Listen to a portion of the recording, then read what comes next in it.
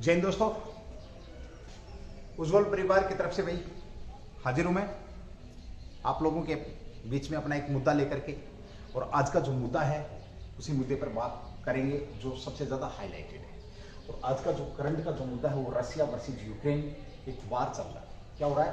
युद्ध हो रहा है, वार हो रहा है, लड़ाई हो रही है। इस वार को लेकर के आपको बहुत सारी न्यूज़पेपर से इधर से उधर से बहुत सारी जानकारी आपको मिलती है।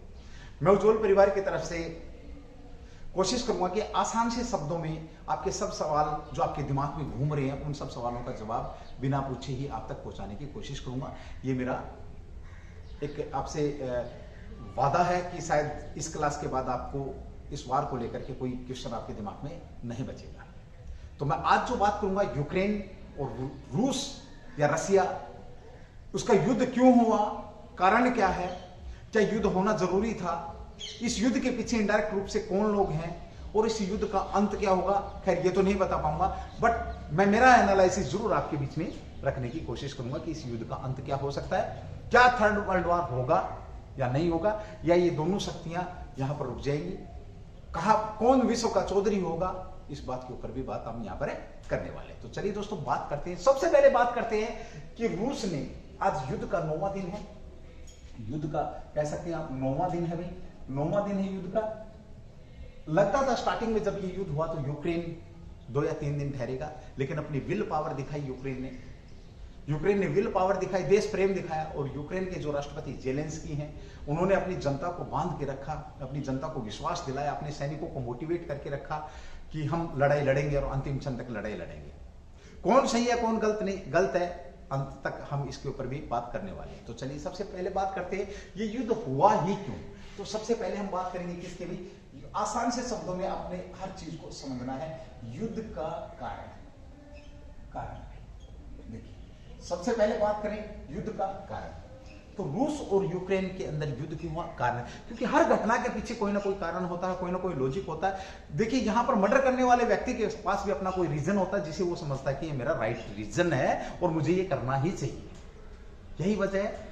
और जितने भी देश के अंदर, जितने भी दुनिया के अंदर युद्ध लड़े गए हैं वो शांति के नाम पर लड़े जाते हैं कि शांति स्थापित हो, क्या हो, शांति स्थापित हो, ऐसा माना जाता है। यानी कि शांति के लिए भी युद्ध लड़े जा रहे हैं, आप लोगों के बीच में है। आप सोच के देखिए, आप लोगों को पता लग जाएगा सारी बातों का। तो कारण की बात करते हैं, तो कारण से पहले मैं यहां पर आपको एक हल्का सा एक थोड़ा सा पिक्चर क्लियर करना चाहूंगा। देखिए अभी क्या है कि इस टाइप से मान लिया आपका जो क्या है रशिया है, ये क्या है रूस है, मान सकते हैं हम इसको। ज्यादा सा राइट तो मैं नहीं बना पाया हूं भाई, देखिए इतने ज्यादा अच्छे ड्राइंग मेरी नहीं है, बट फिर भी मैंने कोशिश करी है कि आपका ये क्या बना सकते हैं, आप इसको मान सकते हैं कि आपका ये है रूस है, रसिया, ये आपका क्या है रशिया, ठीक है ओके। ये क्या है आपका यूक्रेन, इसको मान सकते हैं यूक्रेन, ठीक।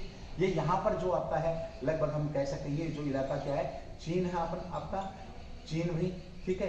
और यहां से अगर हम मान के चलते हैं तो यहां से हमारा इंडिया, भारत, ठीक है ओके। यहाँ पर जो आपका क्षेत्र है वो क्रीमिया का क्षेत्र भी, यहाँ पर जो ये इलाका ये क्या आपका क्रीमिया है।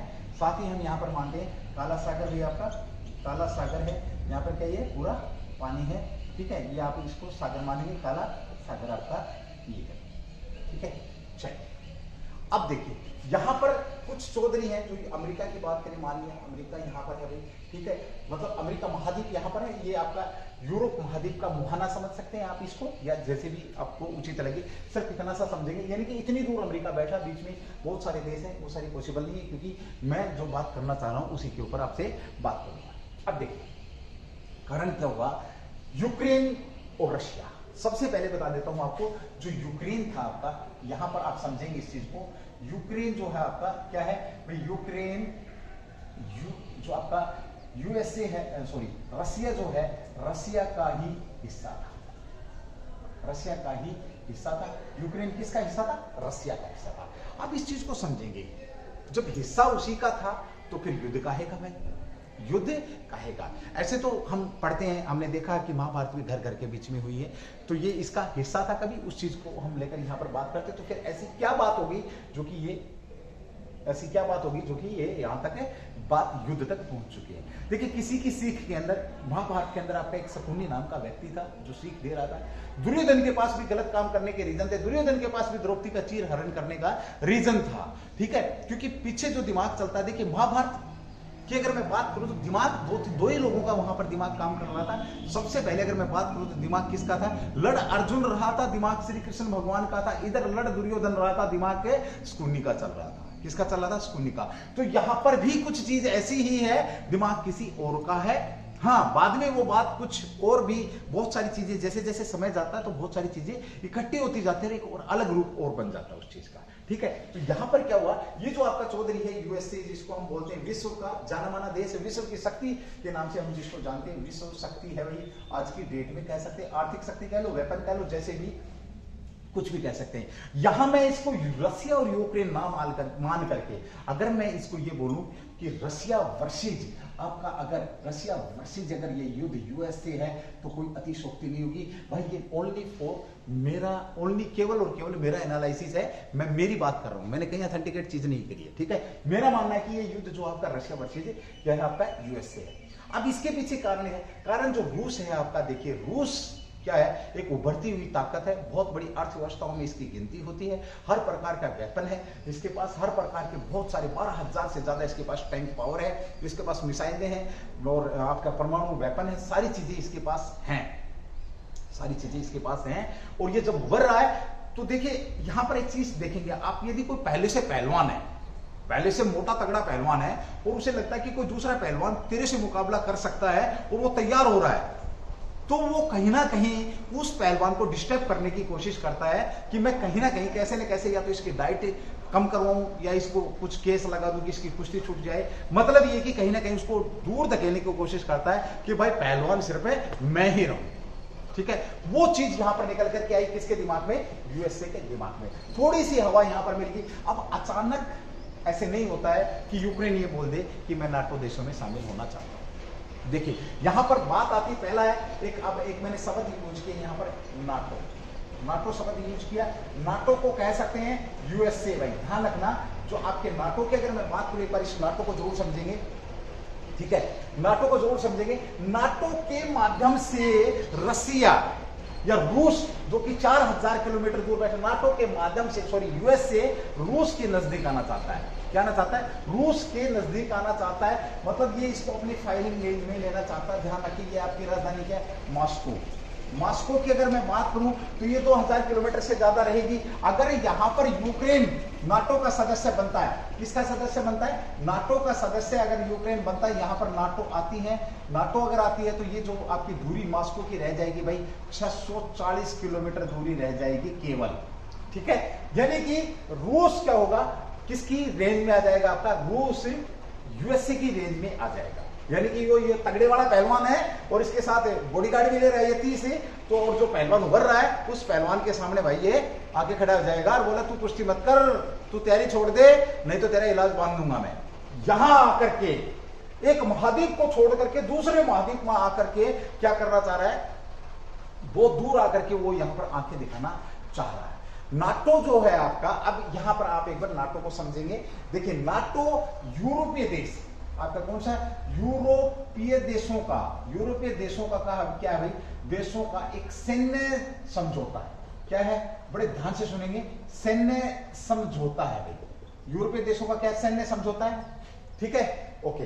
अब जब ये यूरोपीय देशों का ये सैन्य समझौता है, यूरोपीय देशों का सैन्य समझौता है, और इस सैन्य समझौते के तहत एक बात तय कर रखी है नाटो ने कि भाई कितने देश इसके अंदर अगर हम बात करें तो भाई मेरे दोस्तों 30 देश इसके अंदर शामिल हैं। 30 देश इसके अंदर शामिल है। और यहां पर एक बात ही याद रखना, एक बात निकल यहां पर जो मुख्य तौर पे जानी जाती है, इसको वैसे नॉर्थ अटलांटिक अलायंस के नाम से इसको जाना जाता है। नाटो की अगर मैं बात करूं तो नाटो को शॉर्टकट में नाटो लिख दिया मैंने, इसको बोला जाता है नॉर्थ अटलांटिक अलायंस के नाम से, इसको अलायंस जो है इसके नाम से इसको जाना जाता है, ठीक है, ओके। नाटो को नॉर्थ अटलांटिक अलायंस के नाम से जाना जाता। 30 यूरोपीय देशों का समूह है और इसके अंदर 30 देशों ने क्या बोला कि भाई अगर कोई दूसरा देश अगर इन 30 देशों में से किसी एक देश पर भी हमला करेगा, एक देश पर अगर हमला करता है तो वह हमला 30 देशों पर समझा जाएगा। कितने देशों पर समझा जाएगा? 30 देशों पर समझा जाएगा। और 30 के 30 देशों की जो सेनाएं हैं वो सेनाएं उस एक देश का मुकाबला करेंगी जो एक देश पर हमला कर रहा है। मान लिया फॉर एग्जाम्पल अल्फा नाम का 30 देशों में, मान लिया आपका कोई देश है, मतलब ब्रिटेन है, इसका हिस्सा है, ब्रिटेन है, ऑस्ट्रेलिया है, आपका जर्मनी कह सकते, ब्रिटेन ऑस्ट्रेलिया आपका, उसके साथ ही हम कह सकते हैं पोलैंड भी है। तो अगर इनकी अगर हम यहां पर बात करते हैं, देखिए तो क्या है कि वो सारे के सारे देश उस एक देश के खिलाफ वार करेंगे, यानी कि 30 वर्षित एक हो जाएगा। मतलब सीधा सा भाई कि ये इन्होंने संगठन बना लिया, संगठन बना लिया। जैसे स्कूल कॉलेज में भाई तुम भी बना लेते हो ना अपने कि 5 लोग मंडली हो गए, बोला तना कोई की कह देना मैं तेरे साथ छू, जैसी भाषा में बात करें, मैं तेरे साथ छू, मर जाऊंगा, मार दूंगा, छोड़ूंगा नहीं, पीछे नहीं हटूंगा। तो वो समझौता यहां पर इन्होंने कर लिया। और उन 5 लोगों में भी है ना एक थोड़ा सा बड़े बाप की औलाद होता है बिगड़ेल, है ना, बिगड़ेल टाइप का, जिसके पास पैसे वैसे होते हैं। तो उसी तरीके से हम यहाँ पे संज्ञा ले सकते हैं कि जो पैसे वाला है यहाँ पे कौन है, तो यूएसए। तो चौधराहट की अगर मैं बात करूं इन 30 देशों में तो किसकी भाई? यूएसए। अब समझ गए। अब यूएसए इनके माध्यम से, इसके माध्यम से जब तगड़े वाले पहलवान का जिक्र आ रहा है कि भाई कोई पहलवान है तगड़ी तैयारी कर रहा है, तो उस पहलवान को रोकने के लिए इसने यहां यूक्रेन से बात करी। हल्के फुल्के यूक्रेन और इनका भी था, मैं उसका भी जिक्र करूंगा। बट पीठ थपथपा दी किसने भाई? नाटो ने। किसकी पीठ थपथपा दी? भाई हम तैयार हैं, तो टेंशन मत ले। यूक्रेन के जो राष्ट्रपति हैं जेलेंस्की, यूक्रेन के जो प्रेसिडेंट हैं जेलेंस्की की बात करूं तो ये क्या है? President of Ukraine. इनको बोला कि तू टेंशन मत ले, हम तेरे साथ खड़े।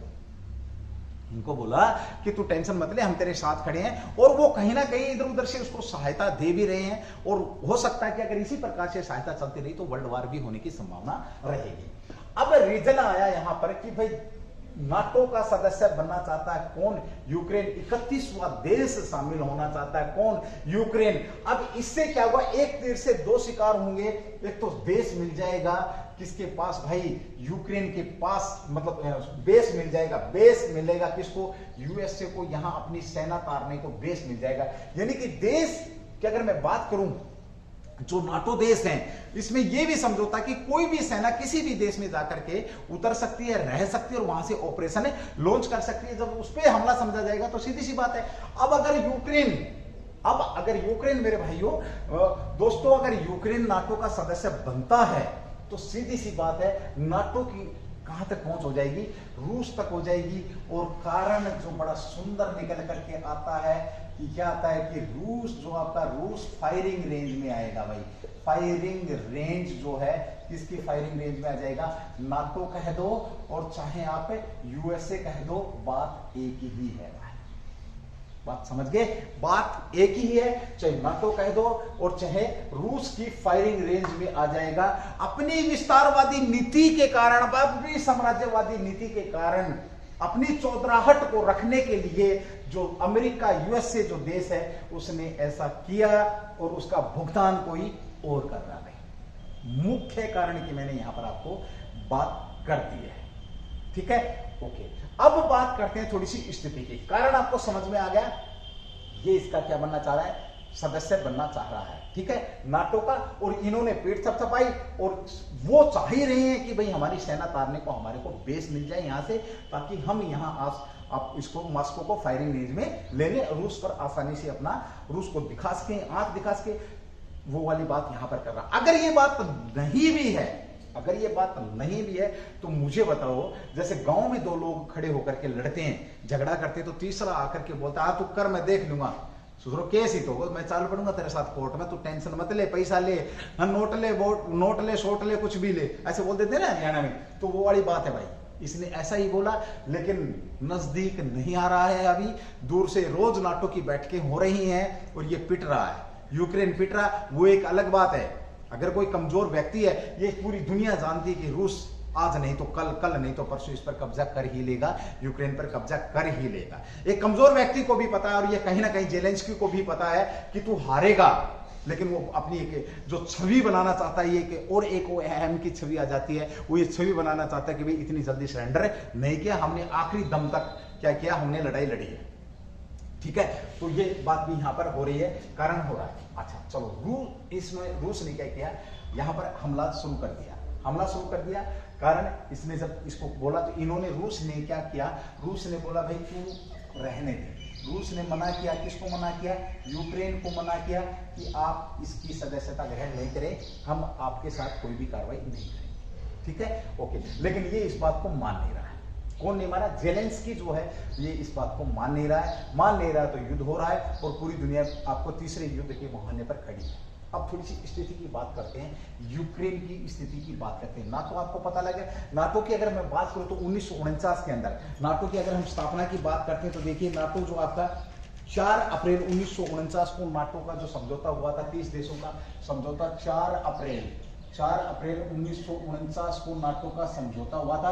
और जो इसका हेडक्वार्टर है ब्रुसेल्स में, कहां पर भी, ब्रुसेल्स में कह सकते हैं हेडक्वार्टर की अगर हम बात करें तो ब्रुसेल्स के अंदर क्या है, ब्रुसेल्स में इसका हेडक्वार्टर है। क्लियर है यहां तक भाई? अगर यहां तक क्लियर नहीं है तो आप कोई भी क्वेश्चन, मेरे नंबर है, आप डाल करके पूछ भी सकते हैं। स्टूडेंट्स भी देख रहे होंगे और भी जो भी लोग देखना चाहें देख सकते हैं। देखिए जानकारी बहुत ज्यादा जरूरी होती है। भाषा की बात करते हैं इसकी, तो अंग्रेजी और फ्रांसीसी भाषा में यहाँ इस नाटो के अंदर बातचीत होती है इन लोगों की। ठीक है, ओके। अब करते हैं थोड़ी सी स्थिति की बात, किसकी भाई, यूक्रेन की स्थिति से पहले मैं बात कर लेता हूं, किसकी कर लेता हूं, एक बार रसिया की बात कर लेते हैं। रसिया की स्थिति की बात करें तो आज जो रसिया है आपका आर्थिक रूप से काफी समृद्ध है। ठीक है, कारण आपको समझ में आ गया युद्ध क्यों हो रहा है। अब रसिया की स्थिति की बात करते हैं एक बार। आज आर्थिक रूप से भी कह सकते हैं, आर्थिक, साथ में प्लस में वेपन भी बहुत है भाई, प्लस में सेना भी बहुत है, और साथ में समर्थन की अगर मैं बात करता हूं तो समर्थन जो है किसको प्राप्त है, समर्थन किसका प्राप्त है, इसको चीन का समर्थन है। साथ में नॉर्थ जो कोरिया है, कोरिया का भी समर्थन है, नॉर्थ कोरिया का भी समर्थन इसके पास है। साथ ही बेलारूस से इसने क्या किया था, बेलारूस से भी इसने ऑपरेशन किया था। ठीक है, तो और भी बहुत से लोग इसकी तरफ हो जाएंगे आने वाले समय में, जैसे जैसे दुनिया 2 भागों में बटेगी।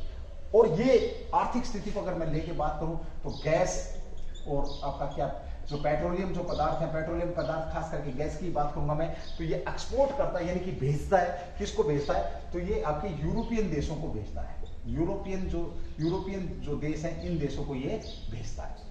ठीक है भाई, ओके। यानी कि अगर हम कहें कि गैस के ऊपर बहुत ज्यादा डिपेंडेंसी यहां पर बन रही है, किसके, रूस के ऊपर। ठीक है, और हालांकि ये अलग बात है कि वर्तमान में जब अब युद्ध का 8-9 दिन हो चुके हैं और इसके ऊपर आर्थिक जो लड़ाई लड़ी जा रही है नाटो के द्वारा, यानी कि अर्थव्यवस्था को कमजोर करने के लिए इसके जो सैनिक बैंकिंग है, साथ ही हम यहां पर बात करें जो इसके जो आयात और निर्यात के जो भी साधन थे उनको क्या कर दिया गया, रोक दिया गया। इसके ऊपर भारी रिस्ट्रिक्शंस लगा दी गई हैं, किसके ऊपर, रूस के ऊपर। और रूस के जो पुतिन साहब है, राष्ट्रपति कौन है आपके, व्लादिमीर पुतिन, जो पुतिन साहब है, पुतिन साहब बोल रहा है कोई दिक्कत नहीं, तुम जो करना है वो करो, मैं मेरा ऑपरेशन तब तक बंद नहीं करूंगा जब तक मेरा ऑपरेशन समाप्त नहीं हो जाता है। हालांकि इनकी 3 बार बैठक हो चुकी है, 3 बार क्या हो चुकी है, बेलारूस में 3 बार बैठक हो चुकी है, 2 बार बैठक हो चुकी है, तीसरी बैठक की तैयारी है, बैठक हो चुकी है 2 बार और तीसरी बैठक की तैयारी है।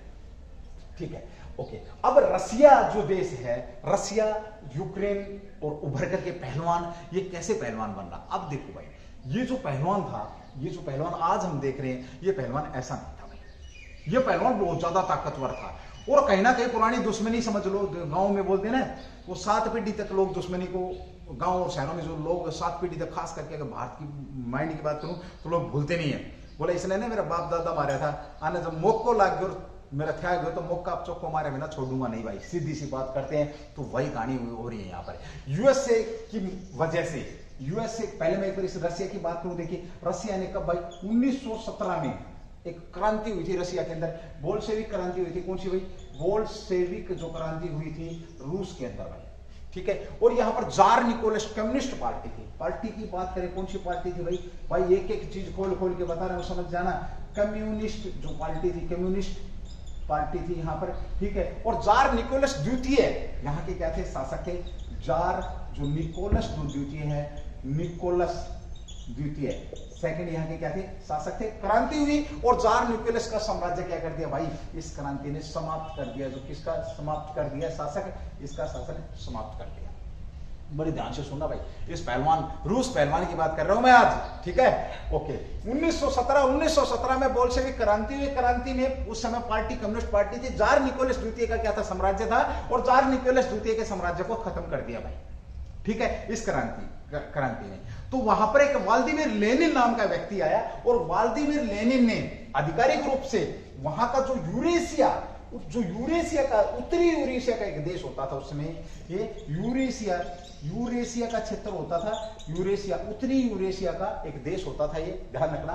और भाई इसे उस समय 1922 में व्लादिमीर लेनिन ने, किसने भाई, व्लादिमीर लेनिन, यहां लिख रहा हूं भाई, व्लादिमीर जो लेनिन है आपका, व्लादिमीर लेनिन ने क्या कहा 1922 में भाई, 1922 में इसने एक स्थापना कर दी। किसकी स्थापना कर दी भाई, यूएसएसआर, सोवियत संघ की।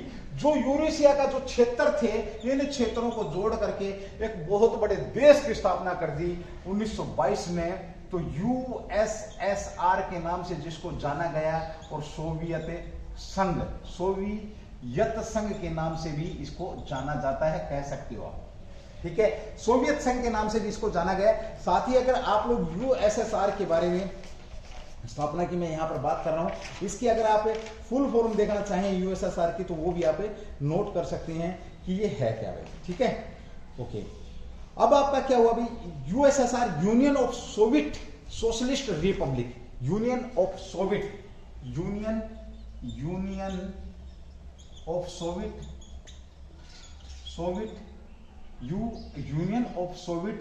आपका republic, union of soviet socialist, साथ में सोशलिस्ट आपका रिपब्लिक का नाम इसको दे करके, और एक क्षेत्र खड़ा कर दिया, और बहुत बड़ा क्षेत्र तैयार हो गया। और जब ये क्षेत्र हुआ उस समय, उससे पहले ही आपका दुनिया के अंदर कोल्ड वार चल रहा था भाई। कोल्ड वार कब चल रहा था आपका, कोल्ड वार चल रहा था आपका कब, जब सेकेंड वर्ल्ड वार के बाद दुनिया के अंदर कोल्ड वार चल रहा था।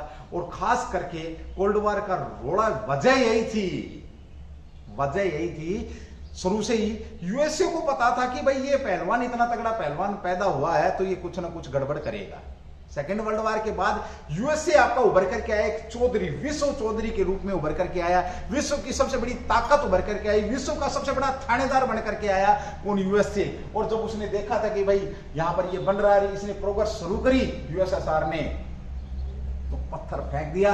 मैं यहां पे ज्यादा बात नहीं करूंगा, सिर्फ इतना ही बताऊंगा कि इस जो सोवियत संघ था, इसके जो पहले जो व्यक्ति थे, पहले जो अध्यक्ष थे, वो आपके बीच में कौन है, व्लादिमीर पुतिन है, बोल्शेविक क्रांति थी, ये सारी चीजें मैं आप लोगों को बता चुका हूं, ठीक है। ओके, उसके बाद क्या था भाई, इसने क्या हुआ, व्लादिमीर पुतिन, लेनिन ने क्या किया, इसकी स्थापना कर ली, ठीक है। और उस समय यूक्रेन जो हिस्सा था आपका, यूक्रेन हिस्सा किसका था भाई, पोलैंड, यूक्रेन वगैरह, ये सारे के सारे किसके हिस्से थे, आपके यूएसएसआर के हिस्से थे, ठीक है। ओके, अब कहीं ना कहीं इस चौधरी का हाथ रहा, और दुनिया में इस प्रकार की सिचुएशंस बना दी उसने, क्योंकि ज्यादा लंबा टॉपिक खिंच जाएगा भाई। दुनिया में इस प्रकार की सिचुएशंस उसने क्रिएट करा दी कि इस सोवियत संघ जो यूएसएसआर है, इसका विघटन हो गया, विघटन हो गया। अगर मैं खुले शब्दों में बात करूं तो यूएसए ही था इसके पीछे, जिसने इसका विघटन करवाया भाई, विघटन करवा दिया, यानी कि टुकड़े करवा दिए। और जो यूएसएसआर था, इसके टुकड़े हुए, टुकड़ों की अगर मैं बात करूं, टुकड़े, कितने टुकड़े कराए भाई इसके, तो 15 टुकड़े कराए। कितने टुकड़े करा दिए, 15 टुकड़े करा दिए। यहां बड़ा शानदार सी बात आती है कि सबसे बड़ा जो टुकड़ा था उसको क्या बोला गया, रूस बोला गया। जो सबसे बड़ा टुकड़ा था उसे क्या नाम दे दिया, रूस दे दिया। बाकी आपके पोलैंड, हंगरी फैंगरी जो भी थे, आपके जो बेलारूस वगैरह, ये सारे के सारे जो चीजें थी, ये आपकी क्या रह गई हैं, इसके हिस्से थे। लेकिन सबसे बड़ा क्या दे दिया आपका, 15 टुकड़ों में किया। तो सबसे बड़ा जो गणराज्य बचा था आपका, जो रिपब्लिक था, गणराज्य क्या बचा आपका, रसिया गणराज्य बचा। और इस रसिया की अगर मैं बात करूं, इस रसिया की बात करूं, तो यहां पर क्वेश्चन पूछ लिया जाता है, आप लोगों से भी ध्यान रखेंगे अगर कोई स्टूडेंट है, तो यूएसएसआर के उत्तराधिकारी के रूप में किसको जाना जाता है, तो यूएसएसआर के उत्तराधिकारी के रूप में भाई, जो आपका अगर कह सकते हैं उत्तराधिकारी के रूप में किसको जाना जाता था यूएसएसआर का, तो आपका जो रसिया है, इसे ही उत्तराधिकारी के रूप में जाना जाता था। यहां तक क्लियर हो गया भाई? ओके, अब आ जाओ वापस अपना पहलवान बना, पहलवान आपका खंडित। तो वहां एक क्वेश्चन आपका बनता है यहां पे, एक और अच्छी चीज यहां पे बता दूं, अंतिम पहला जो अध्यक्ष था यूएसएसआर का वो व्लादिमीर लेनिन थे। कौन थे? Vladimir Lenin. और अंतिम की बात करूं तो मिखाइल गार्बोचेव थे भाई। कौन थे? मिखाइल गार्बोचेव थे। गार्बोचेव क्या थे? मिखाइल गार्बोचेव अंतिम जो हेड थे यूएसएसआर के, अंतिम जो क्या थे? हेड थे, अंतिम हेड या अंतिम प्रधान, अंतिम राष्ट्रपति कह सकते हो आप। राष्ट्रपति कौन थे यूएसएसआर के? राष्ट्रपति, तो अंतिम राष्ट्रपति थे मिखाइल। तो पहला ये हो गया आपका अंतिम ये, ठीक है भाई। विघटन हो गया, टूट गया, लेकिन जो बड़ा भाई था, बड़ा भाई, इसके 14 छोटे भाई रह गए हैं। छोटे भाई अपना जीवन यापन करने लगे, बड़ा भाई अपनी प्रोग्रेस करने लगा, पहलवानी करने लगा, लेकिन साथ में जो एक भाई था छोटा सा, वो गुमराह होना प्रारंभ हो गया। कौन भाई? यूक्रेन। क्यों? क्या हुआ? क्योंकि ये इसकी जो भौगोलिक स्थिति है वो ये है कि आप इसको यूरोप का प्रवेश द्वार कह सकते हैं, आप इसको किसी भी तरीके से समझें। तो अब मतलब ये था, जैसे फॉर एग्जाम्पल भाई हमारा घर है, हमारे घर के सारे किसी और का घर है, ठीक है, और कोई हमारा दुश्मन है इनडायरेक्ट रूप से, वो आकर के बोल रहा है भाई तू मेरे साथ है ना रिश्तेदारी कायम कर ले, या तू मेरा भाई लो बन जा, ठीक है। अब उसे पता है कि ये दुश्मन यहां गली में से आएगा जाएगा तो ये मेरे को नोटिस करेगा, भाई किस प्रकार की इसकी ताकत है, क्या खा रहा है, क्या पी रहा है, कितने इसके घर में बच्चे हैं, क्या क्या हथियार हैं। तो इसने बोला भाई तू सुन, एक काम कर, उसके साथ रिश्तेदारी मत बढ़ा यार, क्योंकि मन ने मेरी सुरक्षा चाहिए। दोनों लोग अपनी जगह हैं। इसने क्या बोला, भाई मैं भी सुरक्षित रहना चाहता हूं, तू उस दुश्मन को ना दूर रहने दे यार, मैं तन्ने कुछ कह थोड़ी रहे हूं भाई, तू उस दुश्मन को दूर रहने दे, उसके साथ क्यों रिश्तेदारी करी, मैं तेरी इससे अच्छे रिश्तेदारी, तू मेरे साथ रिश्तेदारी कर ले यार, भाई मैं श्योरिटी दूंगा तने, तू सेफ है। लेकिन नहीं, वो बोलता भाई मेरी मर्जी, मैं स्वतंत्र देश हूं और मैं तेरा गुलाम थोड़ी बन सकता हूं। और बात जब ऐसी आती है तो वो बोला ठीक है तू कर उसके साथ भाई, मैं तेरे के लिए लठ बजाऊंगा, क्योंकि वो अपनी सुरक्षा के लिए लड़ रहा है और वो अपने स्वतंत्रता के नाम पर लड़ रहा है। दोनों बातें होगी। और इसने जो आपका यूक्रेन जो बाबूजी थे, इसने 2013 में यूएन की तरफ, कहते हैं यूएन जो आपका, उसकी तरफ रुख किया इसने, और नाटो की तरफ ये मिलना चाह रहा था 2013 में इसको समझाया भाई रहने दे। जैसे स्टार्टिंग में लड़ाई से पहले भूमिका तैयार होती है ना थोड़ी बहुत है, वही कहानी हुई। 2013 में यूक्रेन को बताया भाई तू रहने दे, मान जा, तू मत यूएन की तरफ चले, ठीक है, और तू यहीं जुड़ा रहे, मेरे से फायदे में रहेगा। लेकिन यूक्रेन नहीं माना तो इस बाबूजी ने बोला चल ठीक है, तेरे ये जो प्लाट्स है ना बराबर में पड़े हो, अब प्लाट पे कब्जो कर लूं। और उसने उसको डराने के लिए रसिया ने क्या किया भाई, रूस ने जो क्रिमिया, मैंने बताया आपको, जो आपका ये जो क्रिमिया जो क्षेत्र है, ये क्रिमिया क्षेत्र किसके अधिकार में था, तो आपका यूक्रेन के अधिकार में था क्रिमिया। और हुआ यहां पर ये जो यूक्रेन के अधिकार में क्रिमिया था, तो क्रिमिया क्षेत्र पर किसने अधिकार कर लिया भाई, रूस ने अधिकार कर लिया क्रिमिया पर भाई। क्रिमिया पर कब अधिकार कर लिया रूस ने, तो ये भाई 2014 में इसको क्या कर लिया, कब्जा कर लिया भाई। 2014 में इसके ऊपर कब्जा कर लिया। बहुत शानदार सा क्वेश्चन है, पूछ लेगा, क्रिमिया और अपने क्षेत्र में मिला लिया। बोलो भाई मान जा, रुक जा, तू नहीं रुको तो प्लाट खोज ले, बोले जाए तू कर लेके एक रखो, यानी कि उसको थोड़ा सा कमजोर किया कि शायद ये मान जाए। और उस समय भी जो राष्ट्रपति थे व्लादिमीर पुतिन साहब थे, उन्होंने अपनी सुरक्षा को लेकर के, और उनकी जो नजर थी कहीं पे निगाहें कहीं पे निशाने वाली बात होती है, और वही हुआ जो नहीं होना चाहिए था। 2022 में भाई आपका 8 साल बाद फिर वो मुद्दा निकल करके आया। इस भाई साहब ने बोला मैं तो नाटो में शामिल होऊंगा, अब मैं नाटो का सदस्य बनूंगा, तन्ने मेरा क्षेत्र ले लिया, उसके बराबर वाले प्लाट की खुंदक बैठ गई पड़ोसी के, और बोले भाई ये तो न्यार बेना, मैं तो रिश्तेदारी उसी गुंडे के साथ करूंगा, या उसी चौधरी के साथ करूंगा, या उसी बड़ी ताकत के साथ करूंगा। जिन शब्दों में आप समझना चाहो समझ लो भाई। थोड़ा सा भाषा के अंदर हरियाणवी पुट है, थोड़ी सी देसी मिक्सिंग सी है भाई। अच्छी लगे तो एक बार क्लास में शेयर जरूर कर दियो। बहुत शानदार बात आपका बीच में रख रहे हो, बड़ी सुंदर सुंदर शब्दों में, और बड़ी बिल्कुल बहुत से न्यूज चैनल, बहुत से अखबार, बहुत सारी चीजें आपको बता रही होंगी कैसे कैसे, मैं बिल्कुल एक एक चीज आपको बता रहा हूं कि कैसे कार्रवाई हो रही है भाई, ठीक है। अब चलो भाई जब इतनी बात होगी 2014 में क्रिमिया को क्षेत्र ले लिया, 2022 में यो लठबाजन को ढंग हो गयो, मतलब 2022 में जब ये नहीं माना तो युद्ध होना लाजमी है, युद्ध होना लाजमी है। युद्ध हुआ, ऑपरेशन लॉन्च हुआ, पहले इन्होंने बेलारूस के अंदर, साथ ही काला सागर की तरफ से सेना है, और आज अगर मैं बात करूं तो 3 तरफ से किसको, यूक्रेन को घेर रखा है। कीव है आपका जो राजधानी है, कीव पे भी भारी नुकसान होने वाला, 4 मार्च है तो कीव पर भी भारी नुकसान कर दिया इन्होंने। इनके जो आपका चोर्नोहक है उस पर भी कब्जा कर रखा है, खार्किव पर भी कब्जा कर रखा है, हुआ नहीं है, मतलब चल रहा है, भयंकर लड़ाइयां चली है। सैटेलाइट पिक्चर्स में देखा जा रहा है कि 64 किलोमीटर लंबा काफिला सेना का रूस के द्वारा वहां पे भेजा जा रहा है, और पुतिन ने मानने को तैयार नहीं है। कल 3 मार्च को फ्रांस के राष्ट्रपति के साथ बात हुई थी, तो भी बात को लेकर के भी उनका कोई ज्यादा विशेष सॉल्यूशन हुआ नहीं। पुतिन अपनी जिद पे है, जेलेंस्की अपनी जिद पे है, और जिद ही भाई, एक को तो झुकना पड़ेगा। अब झुकेगा कौन, ये आने वाला समय बताएगा, मैं नहीं बता सकता हूं। बाकी अगर इसके अंदर नाटो इन्वॉल्वमेंट नहीं होता है, नाटो सेनाएं सुनने में आ रहा, नाटो इंग्लैंड ने भी अपनी कहां पर भाई अपनी सेनाएं भेज दी है, फ्रांस भी मदद कर रहा है, ऑस्ट्रेलिया भी मदद कर रहा है, पोलैंड भी मदद कर रहा है, बहुत सारे जो देश हैं इन्होंने अपनी सेनाएं वहां पर भेज दी हैं। ऐसा सुनने में आ रहा, आधिकारिक रूप से सूचना मेरे पास है नहीं, जस्ट फॉर न्यूज 10 मिनट पहले सुनी थी कि भाई ऐसे ऐसे सेना लगा दी है उन्होंने। लेकिन अगर नाटो शामिल नहीं होता है तो कंफर्म है यूक्रेन तो गियो, यूक्रेन तो हवा में गियो, आज नहीं तो कल गियो ही गियो भाई, है ना। अरे भाई अपना व्योत देख के काम करना चाहिए, और वो व्योत यहाँ पे है। कई बार ये स्वतंत्रता जैसे जो शब्द हैं, कई बार ये जो चीजें हैं ये धरी रह जाती हैं भाई।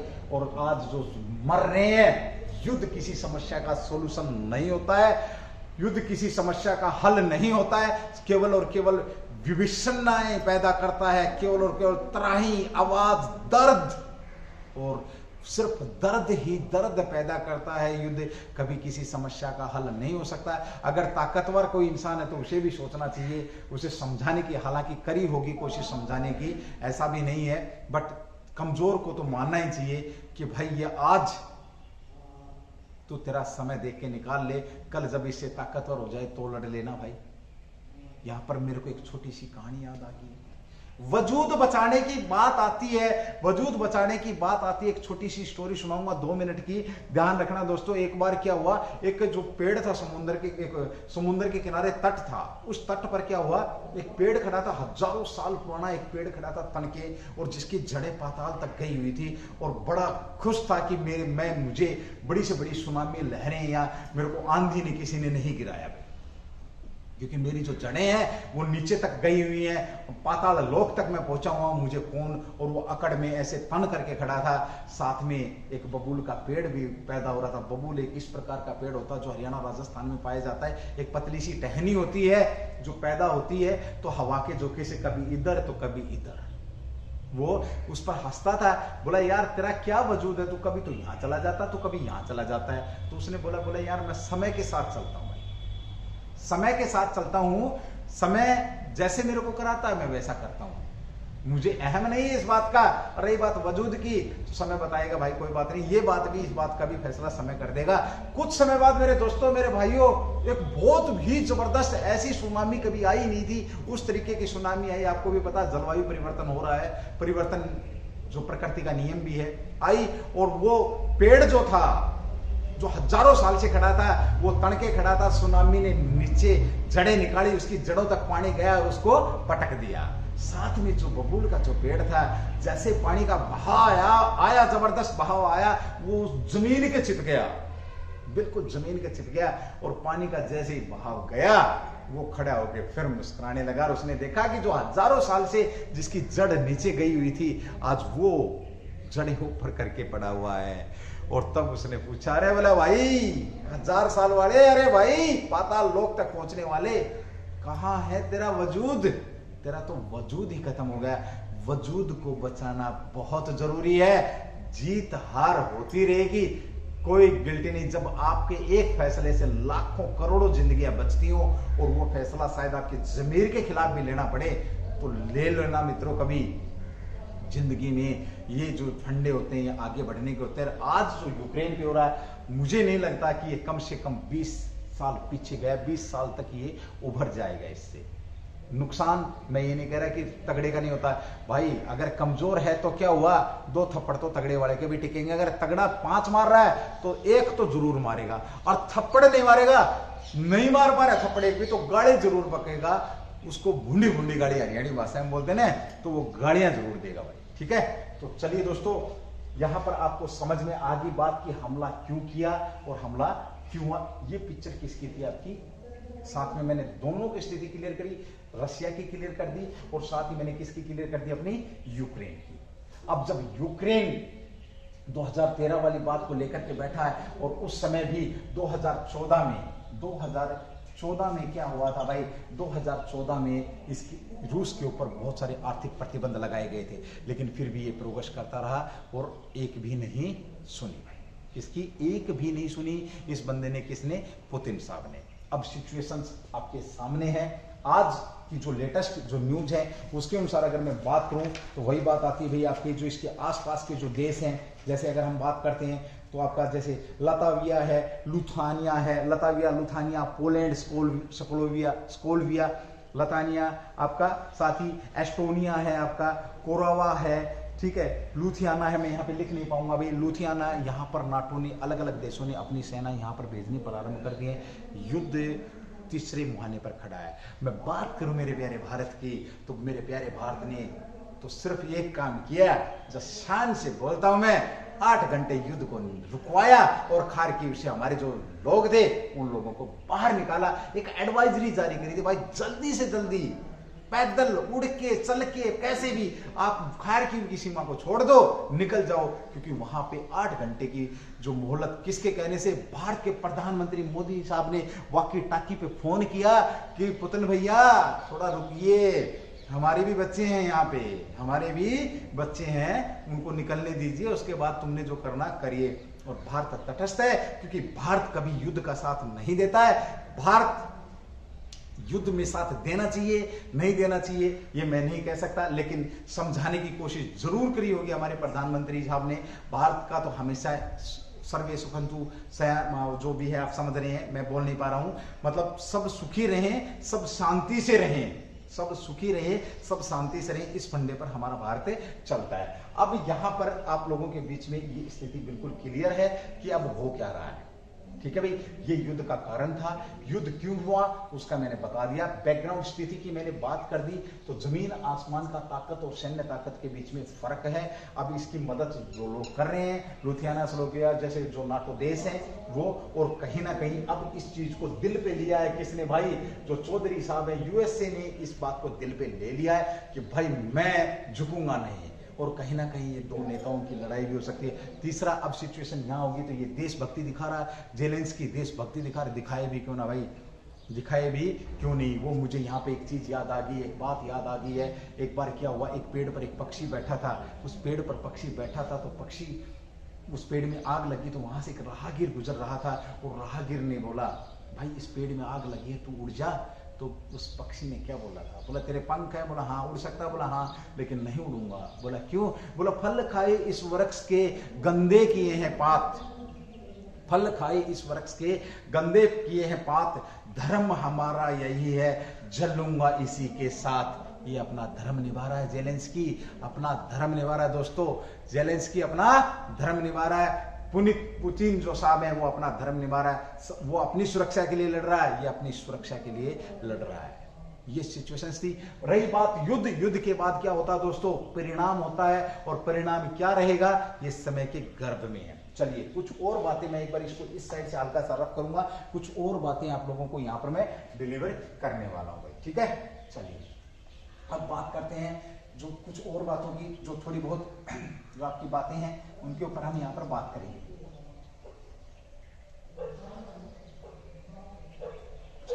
अगर हम दूसरी भाषा में या लैंग्वेज में समझें तो ये क्या हो गया आपका, अमेरिका वर्सेज आपका रशिया का जो क्या हो गया भाई, वार हो गया। ठीक है, किसका वार हो गया, अमेरिका वर्सेज रशिया का आपका वार हो गया। आप इसको नोट कर सकते हैं, आप इसको देख सकते हैं, जो भी आप समझें।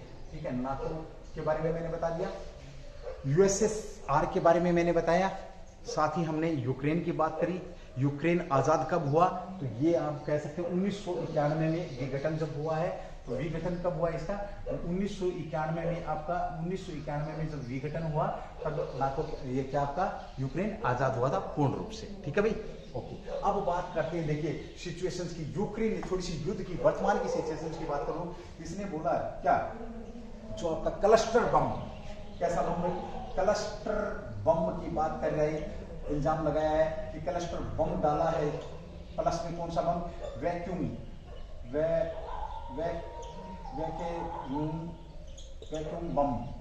बम डाला है, क्लस्टर बम और वैक्यूम बम।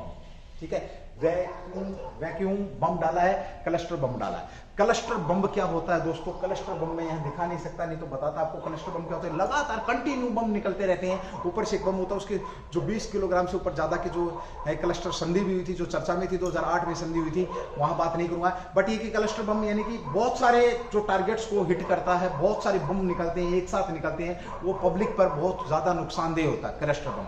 और साथ ही हम बात करें किसकी, वैक्यूम बम की, इसे फादर ऑफ बम के नाम से जाना जाता है। फादर ऑफ बम किसको बोला जाता है, तो यही फादर ऑफ आपका बम है। यानी कि परमाणु के बाद अगर सबसे ज्यादा बम खतरनाक है तो वैक्यूम और क्लस्टर बम को ही माना जाता है। और यूक्रेन ने इल्जाम लगाया कि इसने हमारी जो क्या है सिविलाइजेशन, जो अपनी कह सकते हैं कि जो सिविल जो लोग रह रहे हैं उन लोगों पर इसने क्या किया, हमला किया है। ना केवल पहले बात करी थी रूस ने कि मैं सैन्य ठिकानों पर हमला करूंगा, लेकिन अब वो हॉस्पिटल्स पर भी हमला कर रहा है। इसने जो इल्जाम लगाया है, इसने बोला हमारी जो पब्लिक है उस पर भी हमला कर रहा है, जो सिविलियंस मर रहे हैं हमारे, ये सारी की सारी बातें यहाँ पर हो रही है भाई। ठीक है, ये इसने आरोप लगाया है। बस पुतिन साहब सिर्फ एक ही बात बोलते हैं कि नहीं, मैंने तो जो करना है वो मैं करूंगा ही करूंगा, जब तक आप मेरी शर्त नहीं मानते हैं। तीसरी बैठक, 2 बैठकें हो चुकी है, तीसरी बैठक बेलारूस में होने वाली है। दोनों के दोनों अपनी जिद पर अड़े हुए हैं। अब मैं यहाँ पर हल्का सा आपको एक बार व्लादिमीर पुतिन की बात बताना चाहूंगा। देखिए जो व्लादिमीर पुतिन है, व्लादिमीर पुतिन सेंट पीटर्सबर्ग में सेंट पीटर्सबर्ग जो आता है, पीटर्सबर्ग में क्या इनका जन्म हुआ भाई। ठीक है, सेंट पीटर्सबर्ग में इनका जन्म हुआ है। ये केजीबी आपका क्या है, केजीबी के क्या है, जो खुफिया विभाग है, खुफिया विभाग केजीबी के एजेंट रहे हैं। पहली इनकी पोस्टिंग कहां पर थी भाई, जर्मनी के अंदर इनकी क्या थी, पहली पोस्टिंग थी दोस्तों, जर्मनी के अंदर इनकी पहली पोस्टिंग। तो वहीं से इन्होंने अपनी बहादुरी दिखाना शुरू कर दी। इनके जो पिता थे वो भी केजीबी के एजेंट थे। और यहाँ पर जर्मनी की जो पहली पोस्टिंग थी उस समय इसको फ्लैश माना जाता था। जो बर्लिन की जो दीवार थी, पहली पोस्टिंग वहां पर मिली और फ्लैश पॉइंट के नाम से इसको जाना जाता था। यूरोप का फ्लैश पॉइंट या रशिया का फ्लैश पॉइंट आप इसको कह सकते हैं, यहाँ पर जाना जाता था इसको। और खतरनाक इलाके में पहली पोस्टिंग हुई थी। खतरनाक इलाके में जब पहली पोस्टिंग हुई है तो वहां पर इन्होंने अपना काम किया और एक बार लोगों की जान भी बचाई है। ठीक है, और ये इसकी इनकी बात करूं तो कितनी बार राष्ट्रपति बने भाई, 4 बार राष्ट्रपति बने हैं। ध्यान देखिए, 4 बार राष्ट्रपति बने हैं और बड़ा ही खतरनाक बंदा है। अब बात करें केजीबी से, ये रिटायर हुआ लेफ्टिनेंट कर्नल के पद पर से। ठीक है, लेफ्टिनेंट कर्नल के पद से रिटायर हुआ और ये आ गया भाई किसमें, आपका राजनीति में। तो पहली बार डिप्टी मेयर बना। ये डिप्टी मेयर बना कहां का बना, पहली बार सेंट पीटर्सबर्ग का ये डिप्टी मेयर बना। उसके बाद ये कहां का, रूस का उप प्रधानमंत्री बना भाई, उप प्रधानमंत्री बना। और उसके बाद क्या बना, ये प्रधानमंत्री बना। ठीक है, अब 2000 से लेकर के 2008 तक इसके 2 कार्यकाल रहे राष्ट्रपति। अब सुनना मेरी बात भाई, जब ये 2000 से लेकर के 2008 तक राष्ट्रपति रहा, अब रूस का एक संविधान है, रूस के संविधान के अनुसार रूस का राष्ट्रपति केवल 2 बार बनेगा, केवल 2 बार ही बन सकता है, 2 बार बन सकता है। साथ ही जो कार्यकाल रहेगा, कार्यकाल की अगर हम बात करें तो केवल 4 वर्ष का। 2 चीजें थी। अब जब इन्होंने देखा कि तू 2 बार राष्ट्रपति बन चुका है, बड़ा प्रेम करते अपने देश से, लेकिन मेरे से ज्यादा नहीं। ठीक है, ओके, मैं मेरे देश से बहुत ज्यादा प्रेम करता हूं, केवल 2 बार बन सकता। तो इस बंदे ने क्या किया भाई, इस बंदे ने दोबारा ये प्रधानमंत्री बना। प्रधानमंत्री बन करके इसने क्या किया, प्रधानमंत्री बन करके एक प्रस्ताव लाया और उस प्रस्ताव में क्या करवा दिया इसने, उस प्रस्ताव में एक घोषणा करवा दी कि आप कितनी बार भी राष्ट्रपति बन सकते हैं। केवल 2 बार राष्ट्रपति बन सकता था, कितने बार भी राष्ट्रपति बन सकते हैं। और कार्यकाल 4 से बढ़ा करके 6 वर्ष कर दिया। अब रूस के अंदर जिस प्रकार से भारत के अंदर आप कितने बार भी राष्ट्रपति बन सकते हैं और कार्यकाल 5 वर्ष है, तो वहां उसने कार्यकाल 6 वर्ष, यानी कि प्रधानमंत्री। और उसके बाद फिर बंदा कब भाई? आपका 2012 में बीच में आपका ये पीएम बना है, ठीक है। 2012 में ये राष्ट्रपति बना, 18 तक रहा, तब कांड किया इसने, क्रीमिया को ले लिया, ठीक है। और अब फिर चौथा जो कार्यकाल है तो ये इसका 18 से चल रहा है भाई, ठीक है। कब तक है आप जोड़ सकते हैं, 24 तक रहेगा। और ऐसा लग रहा है कि ये तो लाइफ टाइम ही भाई राष्ट्रपति रहने वाला है। ये था दोस्तों पुतिन, और पुतिन कैसे एक सिपाही से, एक खुफिया विभाग से, और कैसे निकल करके आप कहां तक पहुंच गए राष्ट्रपति। और राष्ट्रपति भी भाई 4 बार मैटर करता है यार, प्रधानमंत्री भी बना, प्रधानमंत्री भी, डिप्टी मेयर भी, राष्ट्रपति भी, और स्टंट करता है, कभी टी शर्ट निकाल करके, कभी कुछ कभी कुछ। और बिल्कुल, और सबसे बड़ी बात तो ये है दोस्तों, जो अभी कोरोना वैक्सीन आई थी स्पुतनिक 5 या V जो भी आप समझ रहे हैं, उसको रूस ने पैदा किया था। सबसे पहले अपनी बेटी के ऊपर इसने क्या कराया था, उसका एक्सपेरिमेंट कराया था, ठीक है। इसको बोलते हैं देश प्रेम। मैं उसकी गुणगान नहीं कर रहा हूं क्योंकि युद्ध करने वाला कोई अच्छा नहीं होता है, बट जो चीजें पीछे हमारे को मिली हैं उनके ऊपर मैं बात कर रहा हूं। और जेलेंस्की भी बहुत बात दे रहा है, मेरी तरफ से दोनों को बेस्ट विशेष है। होगा क्या, बस एक ही भावना की वर्ल्ड वार नहीं होना चाहिए, क्योंकि वार तो कहीं नहीं होना चाहिए भाई, मानवता के लिए जो कि चीजें खतरा है। ऐसे ऐसे हथियार बना रखे हैं जो कि सांस लेने में भी आपको तकलीफ होगी, इस टाइप के। आपका खार्किव है, चोर्नोह है, काफी जगह पर यूक्रेन के अंदर मारामारी हो रखी है। मैंने आज आप लोगों के बीच में छोटा सा क्लियर किया है कि किस प्रकार से, और अपनी भाषा में क्लियर किया भाई, अपनी इंडियन भाषा में, हरियाणवी भाषा में, हिंदी भाषा में मिक्स करके जो चीजें थी आपके बीच में मैंने रख दी है। फिर भी अगर किसी मेरे भाई बहन का, अगर किसी मेरे प्रिय मित्र का क्वेश्चन अगर रह जाता है तो मेरे से फोन पर बात कर सकता है। उज्जवल कोचिंग कैंपस परिवार की तरफ से मुझे इस काम के लिए डिटेल किया गया था कि सर आप इसको युद्ध को एक बार बताएं, हमारे बच्चों तक पहुंचे, हमारी आम पब्लिक तक पहुंचे कि ये है क्या। बता, सब अपनी अपनी भाषा में रहे हैं भाई, ठीक है। आज तक 4 मार्च को आज आपकी क्लास बन रही है। आज तक की जो घटनाक्रम था मैंने आपके बीच में रख दिया। हमने नाटो, यूक्रेन, रसिया, USA की स्थिति के बारे में यहाँ पर सारी की सारी चीजें यहाँ पर करी। चलिए दोस्तों, आज की जो क्लास है यहाँ पर आपकी समाप्त होती है। आज का जो लेक्चर है यहीं पर समाप्त होता है।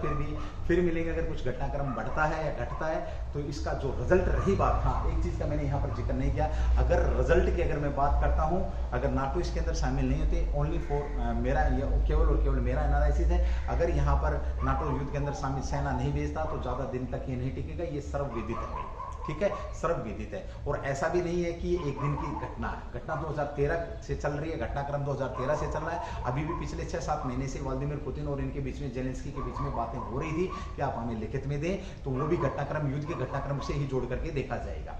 अननेसेसरी जो बेचारे लोग हैं, जो युद्ध नहीं करने वाले, युद्ध में ना करने वाले लोग भी मारे जाते हैं, क्योंकि गोली के ऊपर किसी का नाम नहीं होता है। लेकिन दोस्तों अचंबा, मुझे खुशी इस बात की होती है, तिरंगा देख करके मिसाइल ने भी रुख बदल दिया रे, तिरंगा देख करके मिसाइल ने रुख बदल दिया, तिरंगा देख करके गोली ने अपनी डायरेक्शन चेंज कर दी। क्या बात है। सलाम करता हूँ मैं मेरे हिंदुस्तान को, मेरे देश को, जहाँ से हमारे प्यारे बच्चों को निकाला जा रहा है। देख सकते हैं आप, रूम रूम खड़ा हो चुका है मेरा, इस बात को देख करके, सोच करके कि इमेजिंग करके कि क्या शान रही होगी, क्या तिरंगा शान से लहरा रहा होगा, आप समझ सकते हैं। चलिए दोस्तों, अगर वर्ल्ड वार होता है, नो कमेंट्स, कुछ नहीं कह सकता कितने लोग मरेंगे, क्योंकि पिछली वर्ल्ड वारों की अगर हम बात करते तो 2 वर्ल्ड वार हुए हैं, बहुत से लोगों का बहुत नुकसान हुआ है। चलिए फिर मिलेंगे। थैंक यू, जय हिंद, जय भारत। उज्जवल परिवार की तरफ से ऐसे ही जो आपके करंट के जो टॉपिक्स रहेंगे उनको लेकर के हम लगातार मिलते रहेंगे और आपको अपडेट रखेंगे, ये मेरा वादा है। 2022 में जितनी भी जो चीजें रहेंगी पर डे के हिसाब से भी आप लोगों को हम अपनी क्लास दे रहे हैं। अगर आपने सब्सक्राइब चैनल नहीं किया तो उज्जवल कोचिंग कैंपस जो यूट्यूब चैनल, आप उसको सब्सक्राइब करें। लाइक की बात नहीं करता मैं, आपकी मर्जी है, शेयर जरूर करें। थैंक यू, जय हिंद, जय भारत, डू द बेस्ट।